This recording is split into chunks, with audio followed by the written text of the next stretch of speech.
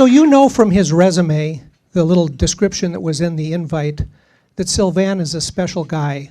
Grew up in Montreal, undergraduate at McGill, moved across the lake to the University of Rochester to get his PhD, worked at the Federal Reserve in DC, in New York, in Philadelphia, in San Francisco, then was recruited by the equivalent of the bank in Canada to be the deputy governor responsible for, and then 2 years later was recruited by Mary to come back to the the Federal Reserve Bank in San Francisco. While he's there, he manages a staff of 50 economists. As you know, 50 economists laid end to end couldn't make a decision, but that's separate from that. But what I like about Sylvain are two things. He distills and crystallizes a whole bunch of confusing, conflicting data and makes it very simple to understand and focuses choices. And you'll see that in his presentation. And then the second thing I like about him, most economists focus on a single area. If they're a labor economist, they worry about labor issues. If they're a trade economist, they worry about trade issues. I pulled up Sylvain's research biography, and since 2001, he has written or produced 155 published papers. In addition to managing 50 people, he's publishing 7 papers a year, and the topics range from trade policy, to exchange rates, to the effects of stimulus spending, productivity. Here's one, coronavirus. He's doing corona research. Inflation expectations. How about the role of China in the Asian economy? Business cycles, unemployment, commodity prices, state government impediments that are put in place when stimulus spending comes. That's not enough. How about oil futures? And my favorite of all the things that he has done research on is using robots as substitutes for labor. So he's a fascinating guy. He's come up from the East Bay, where his wife and 3 kids live. Please join me in welcoming him to the stage and get ready for some fun.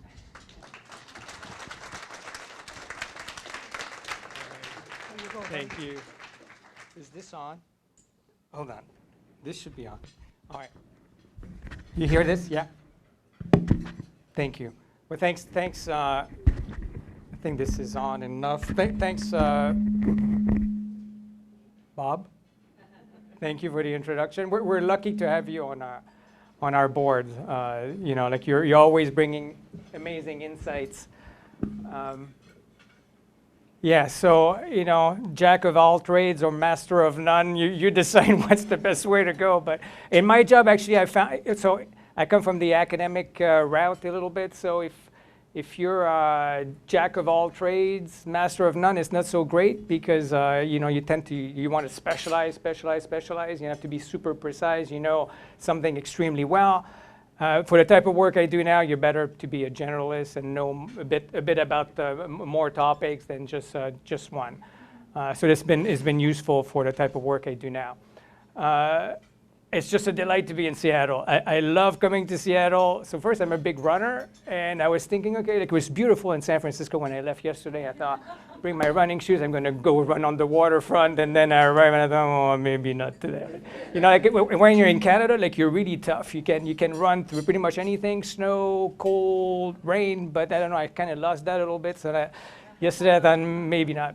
And then I love the vibe of Seattle. In fact, it reminds me of Montreal a little bit.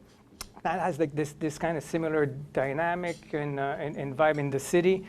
And maybe yesterday I was at the gym, and then I went to the hotel bar, and everywhere there was a TV screen. I could watch a hockey game, so it made me feel right back.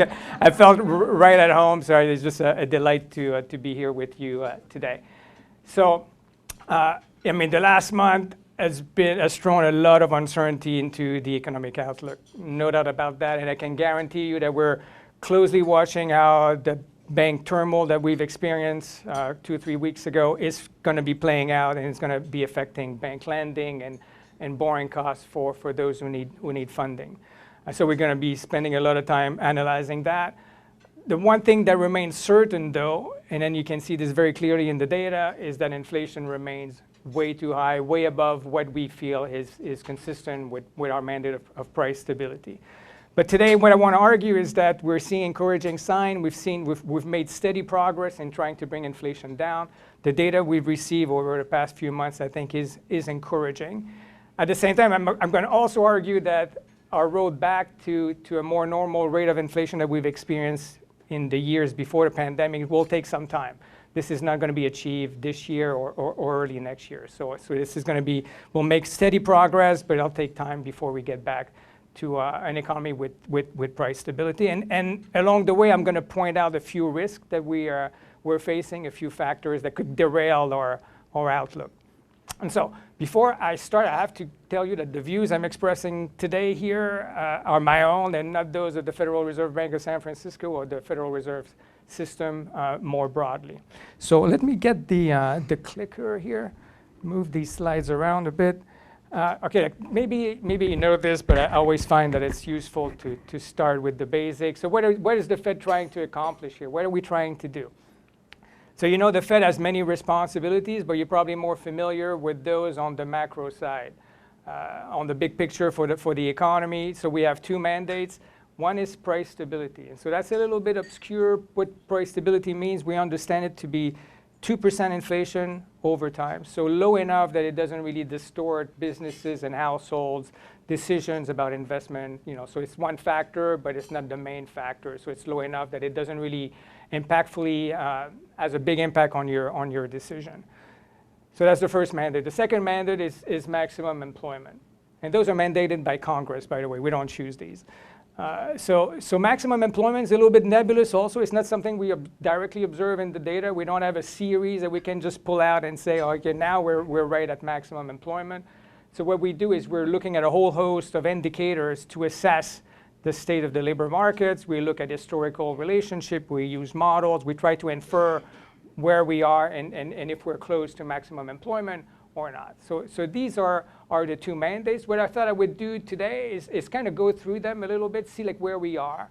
Spend a lot of time on inflation, clearly, because that's one of the main worry at the moment. So let me start with that. I thought I would put things in perspective. This microphone is not great. Let me try this here. If you hear me better. So you probably hear me anyway. Good? Yeah, better. So I thought I would put this in perspective a little bit. There's a lot of wiggle. So I was debating, do I put charts? How much series do I put? I don't want you to have like kind of a bellyache of data overload here. It's early in the morning. I get that. But what I'll try to do is give you the big narrative, so that you get the main message here. So if you look at this series, there's a lot of wiggles, but there's a few things you can look at. We have from the 60s onward, we have the big start of inflation, the big move towards higher inflation, and you see the peaks in the 70s. That's the oil price shocks that we experience. So inflation is really moving up steadily, and then reaching more than 10% in the early 80s. And then Paul Volcker comes in as a new chairman, really wants to bring it down, raise rates a lot.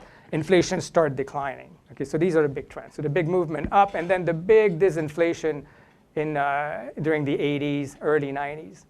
And then after a while, you get to the late 90s, and now we're in a period where there's wiggles in these series, but on average, about 2%. Okay, about 2%. In fact, over the past 10 years, so the gray bars here are always, in all the charts I'll have, they're the recessions that we've experienced.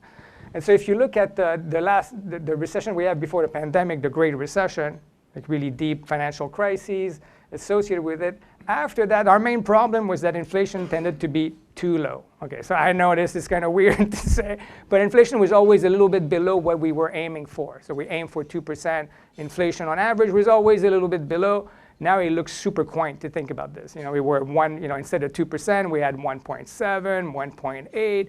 It was a big deal at the Fed. We thought really seriously about those misses. And now, of course, they look a little bit quaint, given that since the pandemic, we've had the big pickup, very rapid. So if you look at the 70s, it took some time before you got to 10%. It was really fast. You know, we got from about 2% to more than 6% very quickly, very rapidly.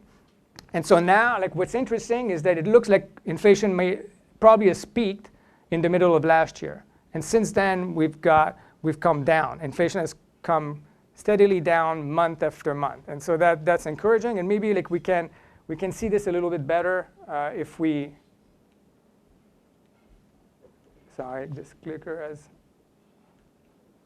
if we just look at the series in a snapshot, so from 2020 onward.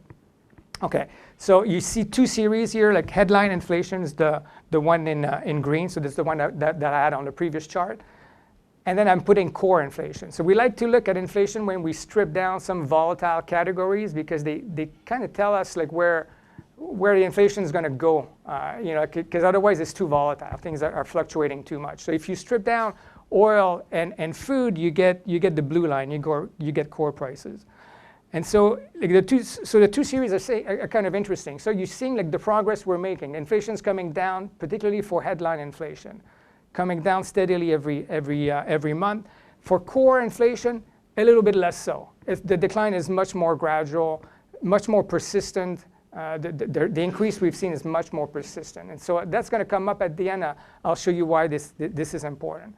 So what I want to do here is drill down. I'm going to drill down a little bit, and then I'm going to come back up at the end. Okay, so like just bear with me. I'm going to drill down because I think it's important to highlight the role of the pandemic in what we've gone through and what we're still going through. And I think like what's interesting, I like to show some of the data because you clearly see our behavior in the data. So sometimes it's really hard, like either the data looks really cold, it looks really distant, it looks like it's not your behavior. I think you'll see your behavior in that data. And so what I'm going to do, I'm going to go like through the sectoral data. I'm not going to go like in like too many sectors, just two big sectors. I'm going to think about goods and I'm going to think about services. And I'm going to start by showing data on our consumption patterns. And then after that, I'll show like how that like kind of translates into inflation. Okay, so we'll just do that. Okay, so these are two charts, and I love looking at these charts. So the two charts are consumptions of goods and consumptions of services. And these are in levels, and they're growing over time along a trend line that I put in as a dotted line, okay?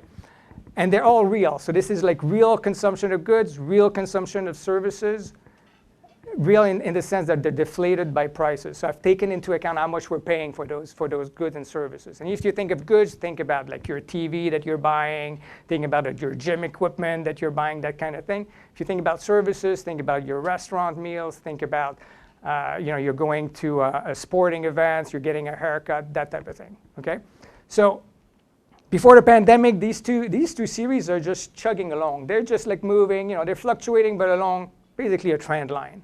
Okay, like the two of them are just growing, chugging along a trend line. Then the pandemic hits, and of course there's a lot of uncertainty. Consumption declines in both series. Okay, so you see the drop in goods consumption with the pandemic, and the gray bar here indicates the height of the pandemic. And the same thing here for services. People don't want to consume right now. It's kind of uncertain. It doesn't even feel good. People are dying. Not fun.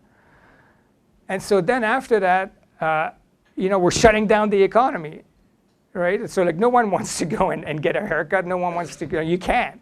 And so services is just collapsing, right? Because we're just and it takes time for it to come back.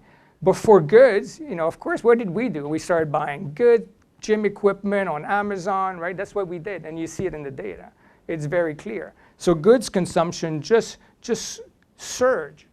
It just surged with the pandemic. Okay, way above where you would have been if you had just continued to grow along the trend lines. Okay, so it's rare you see like those kind of patterns, but this is very clear. So we consume a lot more goods, we consume a lot less services. And it's striking because typically we consume basically services. About 2/3 of our consumption baskets are services. We don't consume that much goods. But this was a huge shift in a relatively small industry by now. It's not as big. The production of goods is much smaller. Manufacturing is much smaller than the services industry, for instance. So we were shifting a lot of demand into a much smaller sector. And then over time, things are now, this is what I kind of like because it's kind of normalizing now. So you see it in the data. You see that the consumption of good is coming back. It's not completely back, but it's coming back to where we should have been if we had just grown along that trend line.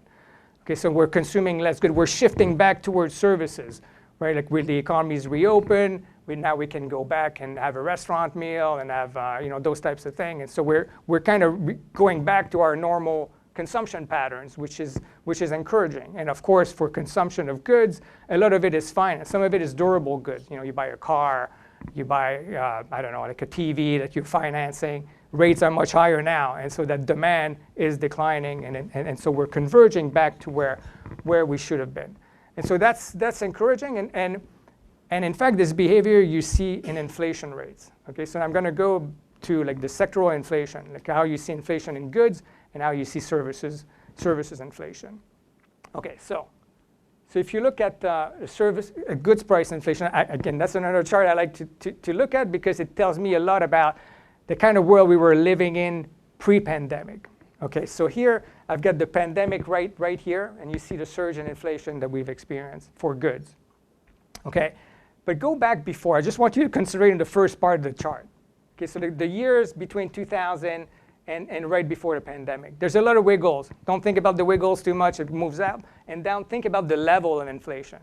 The level of goods inflation was basically zero on average. No inflation in that sector. If anything, often we had periods of deflation. Prices were falling. If you look at subcategories, if you look at durable goods, for instance, they fell every year by about 2%. Every year you had deflation in durable goods prices. It's just remarkable. And why is that? Because like, we were living in a world where we had technological progress and we had globalization. And all that was putting costs down. Is global competition. It's difficult for firms to pass on cost increases. And so it kept those prices pretty muted. And so on average, we had either zero inflation in goods prices or we had mild deflation. Okay, and now what's interesting about this is like, where are we going forward? Okay, so like you're right here and you're saying, okay, we still see technological process. We have all the advances in AI right now that we're going through, right? So it's going to show up somewhere, somehow. And so you're thinking, are we going back to that world? I mean, what's that series going to do? Like that series, like, are we going to see it coming all the way back down? Or are we going to be in a new world now, in a world where maybe companies are rethinking their global supply chains and diversifying a little bit more? And is that going to be more costly? And now we're going to see if this is persistent, are we going to see persistent cost pressure developing in the goods sector and persistent increases in inflation more than we had seen in the past? So I have to make a call about this. I don't quite know. My sense is we're going to go back to the old world. And I'm more sure about it now than I was a few months ago when I started looking at these charts a little bit more closely. I think by now you see a trend kind of developing. The goods price inflation is falling fast. Okay, and that's really encouraging. And that's a combination of factors. I mean, this sector has been heavily impacted by all the supply disruption that we've seen. And we've done a lot of improvement in that area. Like shipping delays are much shorter. Firms are working through their backlogs. It's true for most industries, not all industries. If there's a representative from the car industry in this room, I'm sure you know, like that's still a challenge, right? Getting the chips and getting all the components. There are still delays in that sector, but for we've worked out all the kinks. And then demand also is slowing in this area, and because often you need to finance, as I mentioned before, interest rates are much higher, so demand is cooling. So all this is bringing like lower demand, more supply. All this is working to bring inflation down in that sector, and it's moving down quickly. So that's super encouraging. Okay, so that's the positive part. Where it's maybe less, maybe a bit more concerning, let's put it this way, is on the services sector. And now things are different. And you've seen the charts about consumption. We're consuming now, we're coming back to what we were doing before. So we're consuming more services. So the demand for services is certainly there. We're still having issues finding workers in this area. So we have lots of demand bumping into supply constraints. And you see it in services. Okay, so services inflation is still rising. It's not declining. The picture is so different from the goods that I thought it'd be interesting to show the difference between the two. You still have inflation rising in this sector, and that's concerning for policymakers. So if you think about where if we go back to a world where we have zero goods inflation, like that's the world we were before, like in between, let's say 2010 and 2020. We had about 0% inflation in the goods sector. Well, then we should have services inflation that is about 2% inflation, about. Okay, so we're not there yet. We're far from there. So we have to bring services inflation down. That's kind of the main role now. Like that's kind of the main focus. You've probably heard Chair Powell mentioning services sector, services inflation a lot. And that's why that's the concern. And you'll see the concern also is that this is much more tied to domestic economic activity. So goods prices are manufactured in all sorts of different parts of the world. There's global supply chains. For services, this is all local. So your local labor market, your local costs are really, really important. So it's really domestic. And in a sense, this is where the Fed can have the most impact because we're impacting mostly domestic demand that feeds into domestic economic activity. And hence, services inflation is impacted. Okay, so now what I'm going to do now is wrap it up a little bit, bringing it back to the main picture. So we're not, we don't target inflation in particular sectors. We're targeting overall inflation, headline inflation, and we're aiming for 2% for that series. So now what I'm going to do is I'm going to look at headline inflation. So that's the black line, and I've kind of decomposed it in terms of contributions from different sectors, different parts. Okay, and I'm going to do the decomposition in some sectors that are interesting. Okay, so some of it, so you should think about the energy sector. What's the contribution of oil price increases to inflation? What's been the contribution of food? What's been the contributions of goods prices that I just showed you? And those are services. And then within services, I'm going to think about housing. Okay, housing is a big deal. Rents is a big deal. We're talking about this a lot, and I'm going to talk about this a bit. But think about housing as being part of services. Okay, that's just like the way that the Bureau of Labor Statistics calculates this thing. So housing is part of services. It's part of the darker blue bars. So a couple of things to see from this chart. You know, the war, Bob, you mentioned the war in Ukraine. There's always this sense, okay, look, you know, a lot of it is caused by oil prices. You know, we've seen oil price increase. That's a lot to do with the high inflation we're going through. It's partly true. It's less true now. So if you look at the bar for the contribution, you know, as Russia invaded Ukraine, oil prices jumped. Those contributions became more important. Okay, it became more notable. But since then, this contributing factor from oil has really diminished as oil prices have declined after that. So these green bars, they're not zero, but they're much smaller than they were before.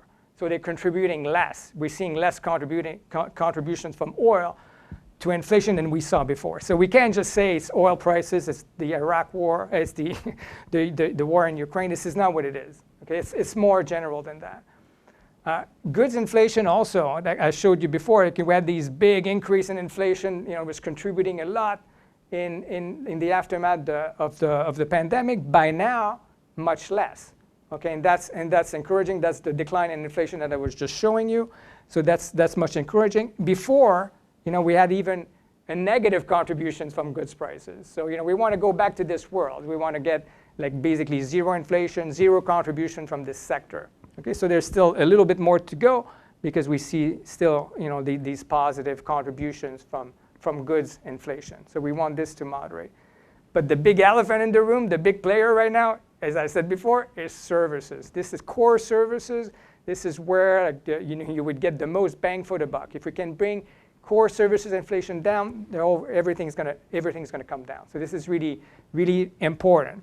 So I'm putting the red bar here because a lot of it is partly due to housing and rent inflation. And we know it's going to come back down. Okay, and it's just a matter of time. So we should see later this year like these red bar declining. We're pretty sure about that. It's going to decline. And it's going to bring the contributions from the dark blue line down also. So we know part of it is going to come down. It's just arithmetic. It's just going to come.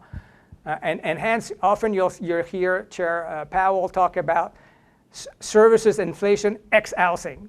If you've seen this in the paper, that's why. It's because we know housing the contribution is going to come back down, and so we want to concentrate on what we don't know, What we know less about is the remainder of those blue bars. And I'm saying that we kind of know about housing, and that's because of this. So here I'm showing a few series. The blue line is house price growth. Okay, and then the other ones are rent inflation. They observe rent inflation from Zillow. So these are the new rents that are being negotiated between landlords and tenants.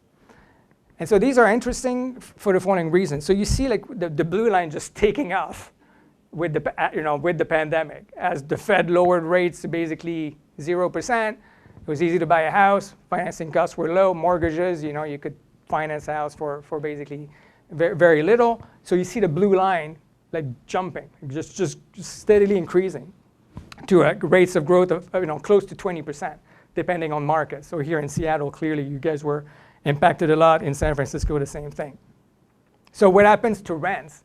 So rents followed, but with a delay. So clearly at the start, right after the pandemic, people didn't want to live in an apartment building still. And so like you see rents actually declining, like going below zero. So rents were falling. So okay, the green line is for the nation as a whole. And then I thought, since I'm in Seattle, might as well look what Seattle was doing. So this is the yellow line. This is the behavior of rent inflation in Seattle.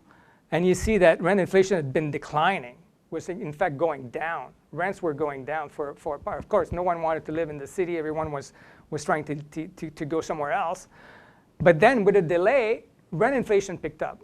Okay, and we see this in the data all the time. There's just a delay between house price growth and movement in rents. It just takes some time, but the two are linked, right? Like you can buy your house, you can rent it out. If you pay a whole lot for your house, you'll ask for higher rents. And so you see this over time. And so now things are happening in reverse, right? We're tightening interest rate. Interest rates are much higher. Like mortgage rates have basically doubled. So it's pretty expensive to finance a house, especially in this area. So you're seeing house price growth declining. So it's not that prices are falling, but they're growing at a less rapid pace. So the pace of growth is moderating. And I'm saying this because of rent. So if you look at rents, it's not that rents are not falling, they're just rising at a slower rate, right? The rate of inflation is less. So often people would say, well, it's not like I don't feel like so much better because rents are not what they used to be in 2019. And it's true. It's just that now for us, we're thinking about inflation. So it's the rate of change in prices. And so that's why we're focused on that. So it's still encouraging because the rate of inflation is going down. And so and hence we know that these red bars that I showed before are going to go down because we know that the new rents are just going down, and this is going to over time be reflected in the government statistics. Okay, and hence we're focused on services inflation ex housing. Okay, and so now you might ask, so what's happening? Why is there like so much inflation, and what's the contributing factor? A lot of like what we've seen, the Fed, we've raised rates about 5 percentage points over a year or so. So what's happening? Well, one factor is that it's like supply and demand, of course. Like I'm talking about prices. So there's just demand is remaining really strong in the past with supply constraints that we were experiencing, and less so now. But demand is still strong, and I just want to put this chart up because that's kind of a telling chart here. And this is what we call excess saving. Okay, so this is the savings rate. Okay, the blue line is the savings rate in the economy. And so they're a little bit like the charts I showed you before, where like things are just moving along a trend line, if you want, and I extended the trend with the dotted line. Okay, so if no pandemic and everything is normal, you should be chugging along that dotted line. But things have been really different.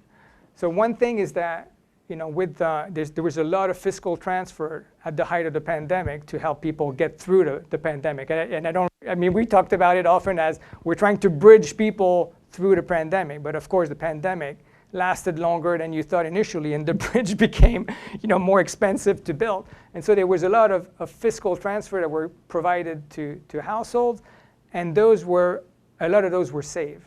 Okay, and so you see it. So this is the accumulated saving, is all the yellow area is accumulated excess saving, if you want, that people had. And it took time for people to spend these. They just held on to them and spend them over time. And that's what the decumulation of those excess saving is, the green area. And by now we've spent, there was about 2 trillion, 2.1 trillion, I think, in this figure. In excess saving, we spent about 1.5 trillion. So there's still about 600 billion out there ready to be spent, in a sense. We don't know, we don't exactly know where it is. We're suspecting that by now, mostly higher income households are holding on to those excess savings. Probably like poorer households have already spent those. Okay, so this is like strong consumption, and this is basically coming to support a very strong labor market still. But things are moving in the right direction. So this is job gains. Okay, so we have inflation, we have the job market. They're really tied together. These are job gains per month. Okay, and typically in a good economy, 200,000 new jobs created is kind of a booming economy. And you could see like here, like it was like much higher than that. But over the past year or so, those jobs have been these job gains have been moderating. So just look at the dark line instead of, because that smooths out some of the volatility in the series. And you can see that it's steadily declining. It's still high, but at least it's steadily declining. And so this is encouraging because we're trying to get better balance in the labor market. Everyone, like here, I think understand it's still hard to find workers.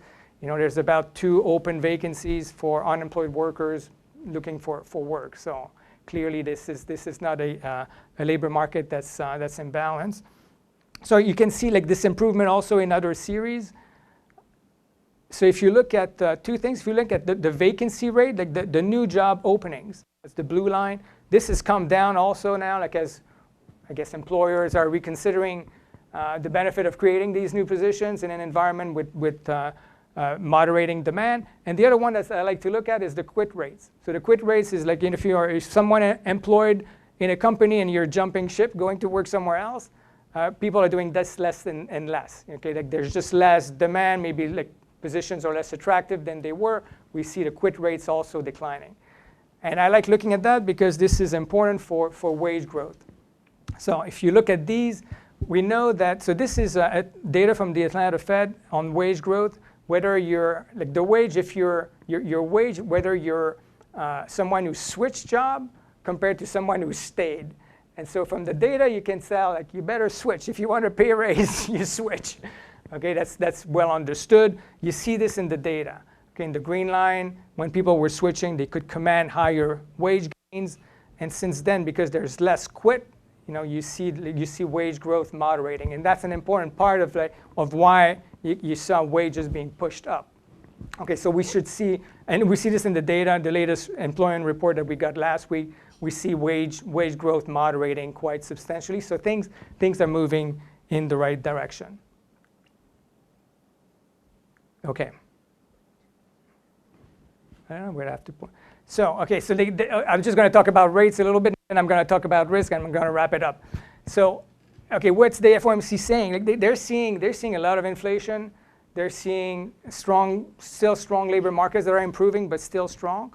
And so they've raised rates about 5 percentage points over the past year, so it's already big. What are they seeing now?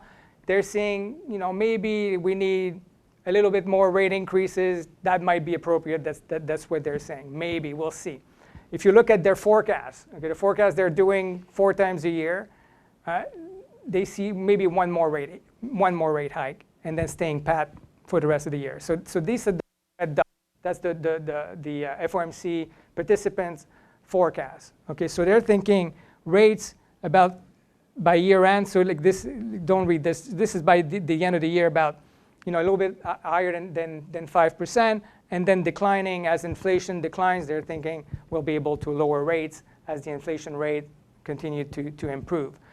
The blue line is what financial markets are expecting. Okay, and financial markets are a little bit different. Financial markets are seeing the Fed raising rates to about the same level, a little bit more than 5%, but declining much faster. And there's been a lot of volatility in that series. So right before the banking turmoil that we had 3 weeks ago, financial markets actually had, the blue line was actually above the red dots. So they saw even more tightening. We saw very strong data since the start of the year. Financial markets were thinking, okay, the Fed will need to tighten even more. We'll need to raise rates even more. But with the banking turmoil, I think market participants are a bit more pessimistic about this, are seeing maybe more impact of the banking issues on bank lending and maybe more bigger hit to growth, and sees the Fed having to lower rates over time. So we don't know. It's really uncertain. I think financial markets are still digesting the data just like we are. So in terms of very briefly in terms of where we're seeing the economy going. So I said it would take time before we got inflation back down. We're seeing inflation now at the end of last year 5.7%. We're thinking it's going to take basically the better part of 2 years to get back to 2%, or roughly 2%. But the progress should be more or less steady. 3% by a little bit more than 3% at the end of the year, and then 2.8, and so on and so forth. For core inflation, the progress is not as fast. You've seen this in the data. Like one of the first chart I had, that series was declining, but boy, was it flatter than headline inflation. And of course, doing all this is not for free. The unemployment rate is going to rise. Of course, we're trying to moderate growth, and so we should see the unemployment rate tick up to about 4.7%, according to this forecast. If you look at sorry, this clicker here. If you look at financial markets, again, they're kind of optimistic. They're even more optimistic than we are. So if you look, this is inflation compensation. So that's more like how much compensation investors are demanding to hold long-term nominal assets compared to real ones. Okay, just like the inflation compensation, for instance, for the risk. You see this declining quite rapidly. Like within, if you go from today and then a year hence, they're asking about 2.2%, 2% after that. That's what they're asking for inflation compensation. So that's how much inflation they're seeing in the future, basically. So they're thinking, the Fed's kind of got this. Inflation's going to come back down. We're going to be in a good world in a year or two, and then the Fed's going to be able to lower rates as a result. So, it's kind of I don't know if it's an optimistic view. It's a good view. There are clearly risks around this. There's all sorts of factors that could derail these outlooks. So let me highlight 2 here very briefly. I see like I'm running out of time. I got you. Okay, first thing, banking contraction. For sure, like we're following the banking turmoil. It's going to be the impact on lending activity. Let me just say one thing first. The situation in the banking sector is really stabilizing. The deposit outflow for many small institutions has stabilized. Banks were borrowing from the Fed to get liquidity, either from the discount window where you pledge collateral and you borrow at a penalty rate, or we set up a new lending facilities to help the banking sector deal with the liquidity pressures. So the take-up on those facilities really increased in the middle of March, but since then, we've seen decline in borrowing from the central bank, and so that's encouraging. Again, a reflection that things are stabilizing. Now we know. We're pretty. There's going to be some impact from this. The bank's cost of funding is going to go up. They're, I think, a bit more concerned about their liquidity, so lending is going to be more difficult at times.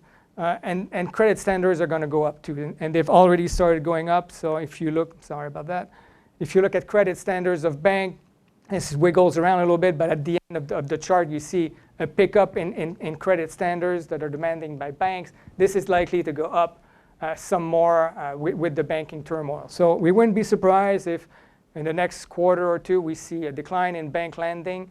That's going to affect most likely small and medium-sized businesses who are most impacted, or banking with the institutions that have been more at risk. So we're factoring some decline in growth because of that. And let me just so some is CRE lending. We can talk about this if people have questions. Given that I'm out of time, recession risk. Are we going to be able to do this? Pull it off without a recession? That's. We'll see, but the first thing is that okay, it's super hard to predict turning points. We all know that. If you're in this business, it's really complicated. One good indicator is the yield curve. So what's the yield curve? the yield curve is typically upward sloping because it's riskier to hold long-term assets.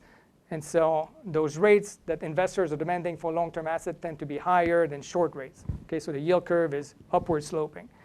When it inverts, it tells you something. So sometimes there's a yield curve inversion where longer term rates are lower than shorter ones. Okay, and it happens, I kid you not, right before pretty much every recession, you see this yield curve inversion.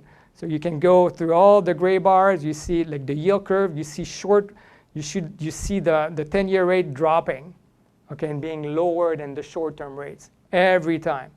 And lo and behold, you see it right now, and it's very pronounced right now. And so if you look at the historical relationship, you'd say, okay, this is an indicator or basically highlighting the risk of a recession. Right now, investors are skittish. They might just be saying, okay, there's a downturn down the road that's coming. The Fed's going to have to lower rates, and that's why we see the yield curve inversion. So we're paying close attention to this. But I want to highlight something, though. This is just a statistical relationship. There's really nothing fundamental in it. One way to think about this is that basically the yield curve inversion right before basically predicted the pandemic.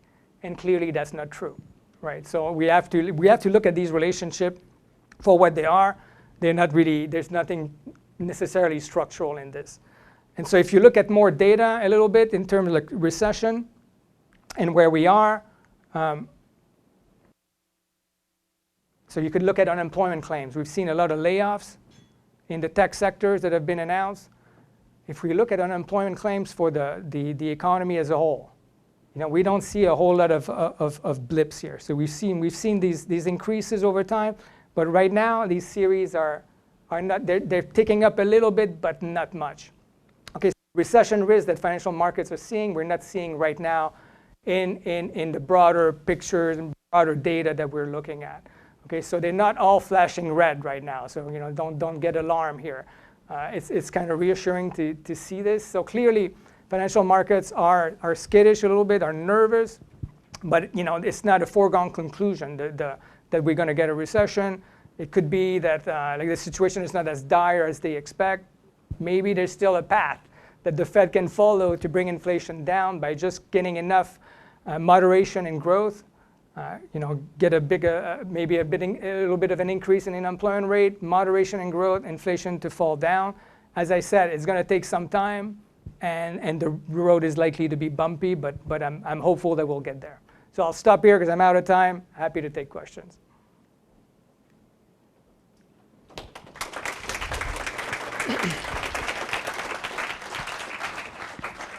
Are we sitting or? No, we're going to stand. So who do we have? Any hot questioners out there? So we got some existing and former members of the Fed board in the room. Mary Pugh up front, Lori Stewart. Did I miss anybody else? So no questions? He didn't stimulate thoughts? Come on, Rachel, you always have a question. That's okay. Yeah, go ahead, Greg. The financial folks, they always have questions. I was curious about your thoughts on commercial real estate. You kind of mentioned it a little bit at the end, but focused on office, and curious how that fits into your view. Yeah, I had a chart there. Clearly, one thing we're looking at is capitalization rates and the fact that they're basically at an historical low. So basically, the idea is that the price you're paying is not reflected in the return. The cash flow you get from the investment is little compared to what you're paying. And so it's another way of saying that prices are really high. And we could see a reversal, and it's kind of, it's so high right now that given what's happening in cities, I think it's really at risk, and what's happening in banking. And so it's kind of like all this intertwine of channels. So, it could very well be that, and we've seen this in data actually on Friday. We got data on banks lending, and it's already declining, and declining for commercial real estate is one channel. So it's clearly putting potentially downward pressures on valuation. And so that's, the concern is how it plays out. If it plays out kind of gradually and it's well behaved, okay, that's one thing. I think we can absorb that. But if it's playing out suddenly where you see valuation changing dramatically as people have to renew leases and so on and so forth, I think that's what we're on the lookout for. And it is hard to predict because this is kind of investor sentiment. And so we're really paying close attention to that. And the thing is, it's a reflection of where we have the aftermath, partly, right? And particularly for office space. I mean, San Francisco, I came here yesterday. I arrived at the hotel, I thought, oh my God, and, you know, it's completely dead. It's like a great hotel, but, you know, like there's no one around. I thought, at one point I thought, should I be happy or sad? Because then I went to the gym and no one was there. So I thought, oh, that's like my gym, it's perfect. But see, like, but that's the thing. And you go to Portland, it's the same thing. You go to San Francisco, I mean, clearly it's not as dynamic as it used to be. And it's reflected in commercial space in these cities and office space for sure. And what I hear is that it's not that easy to convert. Right, like we had this idea, we're going to convert this into apartment buildings maybe. And what I'm hearing is that that's hard to do, especially if you have a big, deep office building, and it's not exactly clear how you do this, and then the windows. And so with the cost of capital that's as high as it is now, it's not easy to do that. So I think it's a reflection, again, of the aftermath of the pandemic. But that sector is something we're closely looking at. Ms. Mohad, go ahead. So related to that, I'm curious about whether you've done any analysis, and maybe it's just a non-issue, but on remote working. Like, what impact does it have on productivity? What impact does it have on things like commercial real estate? What are you seeing for the future ahead? So we've done some work on productivity. I'd say like the work we've seen and what we've done, it's kind of pretty murky. Like you can see kind of relationship, but boy, you have to really stare at the charts very close. You know, it's not quite there yet, I don't think. What I've seen though that was interesting, we have the chief economist of LinkedIn on one of our council, and she did a presentation at Stanford about a month ago, and they have data that's interesting because they have data about job openings. Where you have remote work and those that don't offer remote work, and then they see the number of applicants for those positions. And then the imbalances is exactly there. Like so job openings where you don't have any remote work, you have a lot of job openings per applicant, and vice versa for the other ones. So there is something like that. People, you know, after the Great Recession, we talked often about skill mismatch, right? Like there was this idea that we were construction workers had to be transformed to become nurse, and that was difficult. And now, like the mismatch is not in skills necessarily, I think, but it's kind of in preferences, like what employers are looking for and what employees are demanding. And I think, like with our charts, we don't have often that data, that level of precision, and they had that. I thought it was fantastic, and you can see. I think that's something that's playing out still. Yeah, that's a factor for sure. Go ahead, Mary.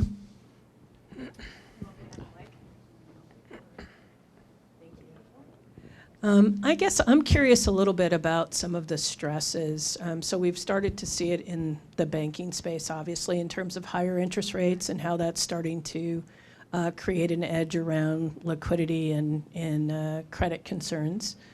If you think about this particular cycle and all of the things that you've actually highlighted as being somewhat different, but also think about that stress and how it's impacting interest-sensitive spaces in the economy, could you maybe play out how you think or whether you really think a soft landing can happen given sort of the force that the Fed is seeing on inflation and versus a very low very low unemployment, Right. and the need to, Right. and then that stress that's coming through interest sensitivity. Right. Yeah, I think there is a path, and I think it's because we've seen a lot of nonlinear behavior. So that looks like really lingo, but basically what I'm thinking about is that we bump into supply constraints a lot. And so if you see it in the data that we have, you see it very clearly. You see these kind of, like these bump that creates nonlinearity. So you're thinking your prices are behaving normally, and then you get into the supply constraints, and then you see prices moving up super fast. And you see this in the data. And now what's interesting is that you see things moving down along those nonlinearities. So like the vacancy unemployment space, like what's called the beverage curve, if you follow this a little bit, you see these nonlinearities. So you see nonlinear behavior in the labor market, for instance, which gives us, I'm saying this because it basically tells you that you can bring, for instance, vacancy down and realign labor markets without a big increase in the unemployment rate, just because of these nonlinear behavior. So behavior that you saw in the past that were mostly linear are kind of different now. And I think that's another reflection of the pandemic. So, we're not 100% sure about this. I don't want to overplay this. But I think that's one thing, like right now, when I say like the data is encouraging, is because it looks like you're moving down this path. The labor market is still super strong, but you're seeing these other adjustments in wages. Wage growth has fallen quite a bit, and we're getting close to where you would want to be in an economy with 2% inflation, let's say, and 1.5% productivity growth. So we're getting to this space. That's why it's kind of intriguing, And at the same time, I'm completely cognizant that there's a lot we don't know. And then when I see an indicator of like the yield curve, inversion, I'm concerned about that because we don't have that many indicators that we can rely on. This is certainly one of them. And you don't want to always say that this time is different because, this time is different. You say this one too many times. And we thought times were different in 2005 and 2006 again also. And they weren't. And so we just want to be cognizant of the risk. We're putting some weight on a recession scenarios, but it's just not our modal outlook. Sophia, take it.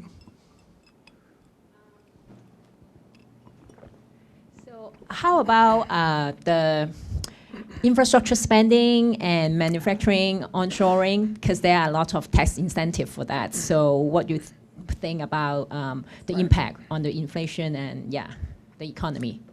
Well, I think those are going to play out over, so this is the extra demand that's going to come to, to put pressure on wages and on prices ultimately.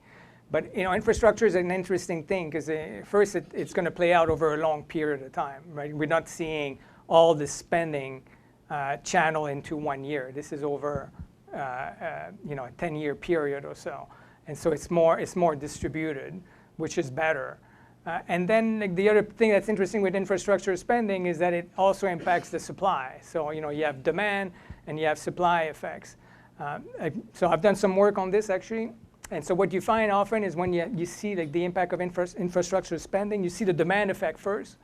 You see a boost in economic activity, a boost in inflation, and over time you see the supply effect, just because it takes time to build, let's say, a road and the infrastructure for the supply to come online.